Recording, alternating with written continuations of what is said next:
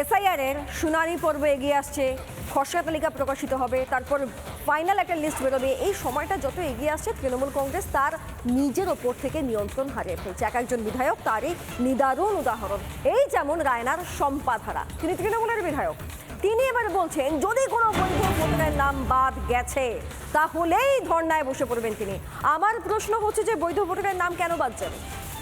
বৈধ ভোটারের নাম যাতে থাকে, বৈধ ভোটার যাতে ভোট দিতে পারে, তার জন্যই তো এসআইআর। তাহলে বৈধ ভোটারের নামটা বাদ কেন যাবে? নাকি শম্পা ধারা আপনাকে প্রশ্ন করতে ইচ্ছা করছে যে আপনাদের নজরে যারা বৈধ ভোটার তাদের নাম বাদ গেলে আপনাদের বিপদ?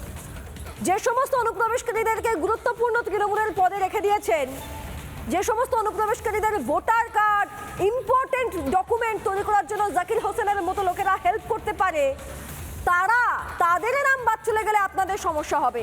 কোনটা আদৌ সমস্যা? কারা আপনাদের নজরে বৈধ ভোটার? শম্পা ধারা এই প্রশ্নটা করতে ইচ্ছা করছে। তার আগে শম্পা ধারা তৃণমূলের বিধায়ক কি বলেছেন একবার শুনুন।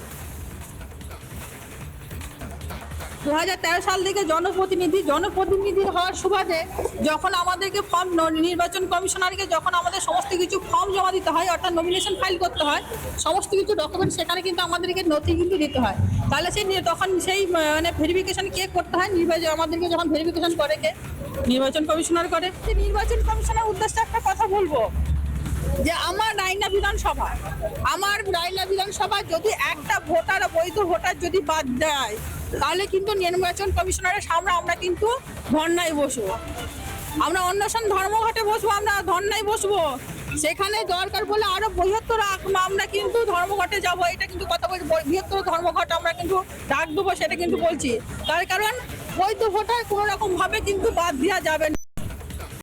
নানা ধরনের কন্টেন্ট দেখার জন্য লাইক করুন, শেয়ার করুন আমাদের ফেসবুক পেজ, সাবস্ক্রাইব করুন আমাদের ইউটিউব চ্যানেল। পাশাপাশি অন্যান্য ব্রেকিং নিউজের জন্য অবশ্যই চোখ রাখুন রিপাবলিক বাংলায়।